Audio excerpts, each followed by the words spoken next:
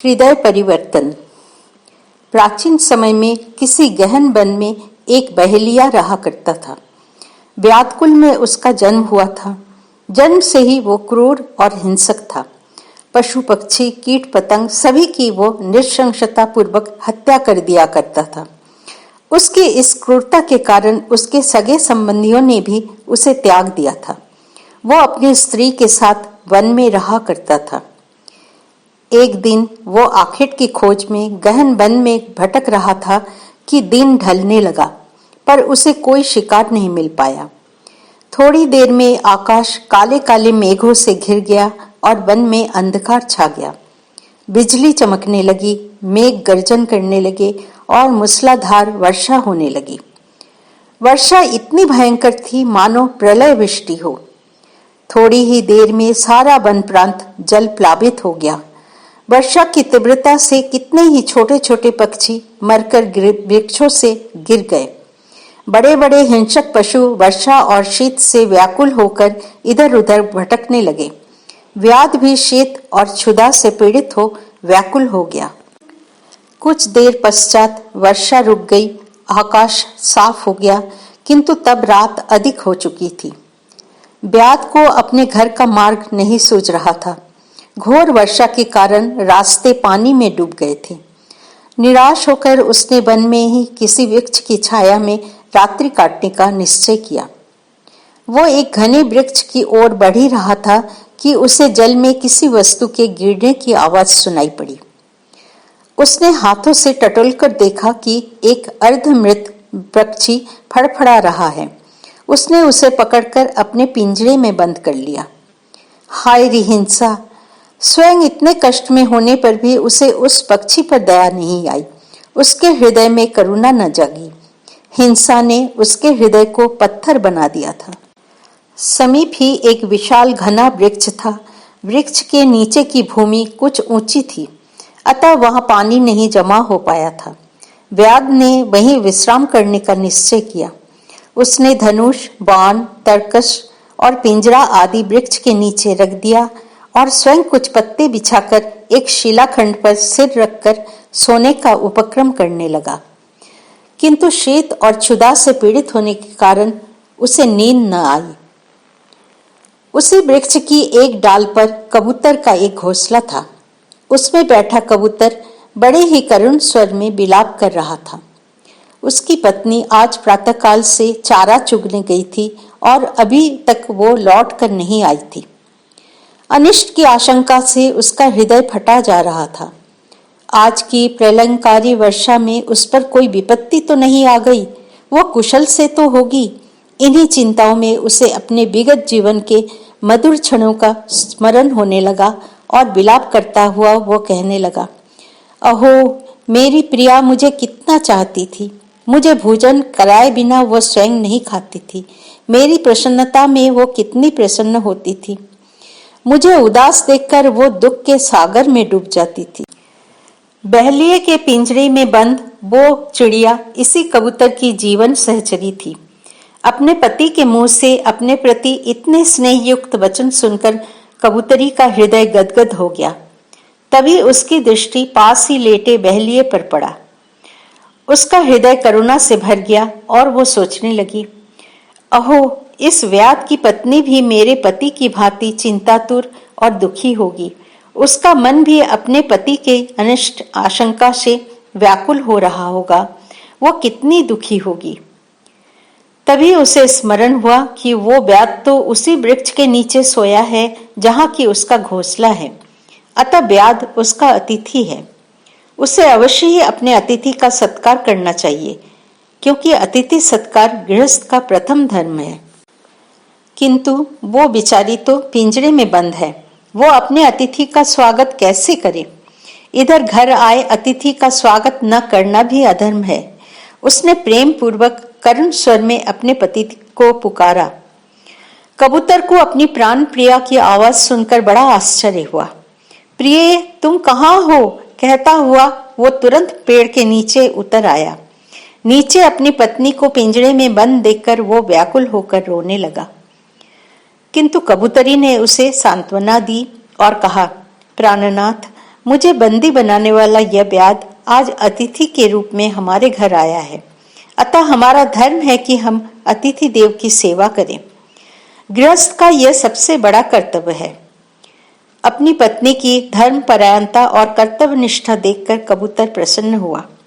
पत्नी को आश्वस्त कर वो शीघ्र ही व्याध की सेवा के लिए सन्नद्ध हो गया। व्याध शीत और क्षुधा से पीड़ित वहां पड़ा पड़ा आंसू बहा रहा था। कबूतर ने व्याध से मनुष्यों की बोली में कहा, व्याधराज, आप हमारे अतिथि हैं, कहिए मैं आपकी क्या सेवा करूं? उस गहन वन में मनुष्य की बोली सुनकर व्याध को बड़ा आश्चर्य हुआ। उसने उठकर चारों ओर दृष्टि दौड़ाई, किंतु उसे वहां कोई मनुष्य न दिखा। उसके सामने ही एक कबूतर बैठा था। उसने विनयपूर्वक पुनः निवेदन किया। व्याध ने कहा, भाई, मुझे बड़ी ठंड लग रही है, किसी तरह शीत से मेरी रक्षा करो। कबूतर ने शीघ्र ही दूर वन से सूखे पत्ते ले आया और व्याध के पास रख दिया। फिर वो ग्राम के लुहार की भट्टी से आग ले आया। व्याध ने उससे आग जलाई और अपने अपने अंगों को सेककर गर्म करने लगा। कुछ स्वस्थ होने पर व्याध ने कहा, पक्षीराज, मुझे बड़ी भूख लगी है, मुझे कुछ भोजन दो।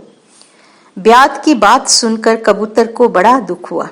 वो मन ही मन सोचने लगा, मैं तो पक्षी हूं और हम पक्षी कुछ संचय करते नहीं। मैं व्याध को भोजन कहाँ से दूं? यदि मैं उसे भोजन नहीं दे सका तो अतिथि धर्म से च्युत हो जाऊंगा, कर्तव्य भ्रष्ट हो जाऊंगा। कुछ देर गंभीर मुद्रा में रहने के पश्चात उसने व्याध से कहा, व्याधराज, आप अग्नि को और प्रज्वलित कीजिए, मैं आपके भोजन की व्यवस्था करूंगा।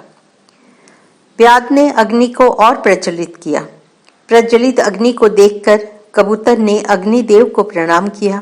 उसने 3 बार अग्नि की परिक्रमा की और व्याध से कहा, हे अतिथि देव, आपकी क्षुधा शांत करने के लिए मेरे पास इस शरीर के अतिरिक्त और कुछ नहीं है, अतः आप इसी से अपनी क्षुधा शांत करें। इतना कहकर उत्तर की प्रतीक्षा किए बिना ही वो कबूतर अग्नि में कूद पड़ा।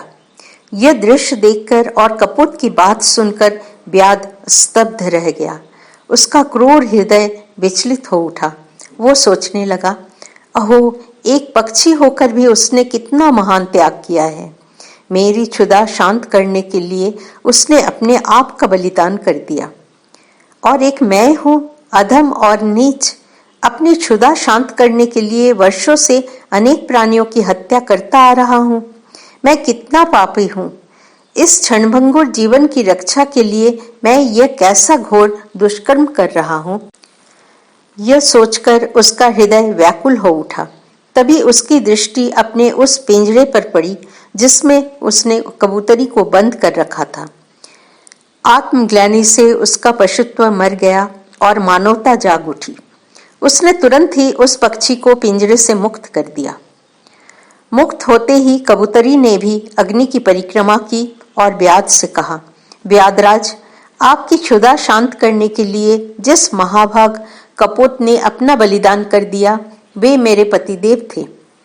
आप हमारे घर पधारे हैं, अतः आप मेरे भी अतिथि हैं। अतः मैं भी अपने पति की भांति अतिथि सेवा के महान धर्म का पालन करना चाहती हूँ। आप मेरे मांस से भी अपनी क्षुधा शांत करने की कृपा करें। इतना कहकर वो कबूतरी भी उस प्रज्वलित अग्नि में कूद गई।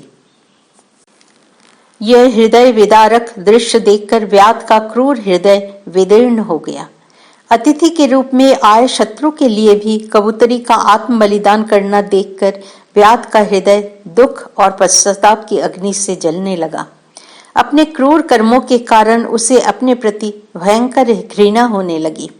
उसने अपने सभी अस्त्र शस्त्र वहीं फेंक दिए और अपने अपराधों का प्रायश्चित करने के लिए वह गहन वन की ओर बढ़ गया। उसने अन्न जल त्याग दिया और व्याकुल अंतकरण से अपने अपराधों के मोचन के लिए वो प्रभु से प्रार्थना करने लगा। एक दिन भयंकर आंधी आई। आंधी के वेग से वन के सूखे वृक्षों का आपस में घर्षण हुआ और उनमें आग लग गई। देखते देखते आग भयानक बर्णवानल में परिवर्तित हो गई। वन के जीव जंतु प्राण रक्षार्थ इधर उधर भागने लगे, किंतु व्याध को अपने शरीर की सुधि न थी। उसका मन प्रभु के चरणों में लीन हो चुका था। आग बढ़ती गई और उसकी लपलपाती शत शत जिह्वाओं ने व्याध के शरीर को अपने में समेटकर भस्म कर दिया। शरीर तो मर गया, किंतु व्याध अमर हो गया। उसे भी वही सद्गति मिली जो कपोत दंपति को परार्थ आत्म बलिदान के कारण प्राप्त हुई थी। प्राचीन महाभारत की यह कथा हमें नवीन संदेश दे रही है। मनुष्य का स्वभाव है भूले करना, अपराध कर लेना, किंतु जब कभी भी हमारी चेतना जागे और हम अपनी भूल का ज्ञान हो जाए, तभी से हमें अपनी गलतियों पर पश्चाताप करना चाहिए और व्याकुल होकर ईश्वर से प्रार्थना करते हुए अपने जीवन के कलुष को धोने का प्रयत्न करना चाहिए। पश्चाताप और प्रायश्चित के सहारे एक पापी भी अपने को सद्गति का अधिकारी बना लेता है। जय श्री रामकृष्ण।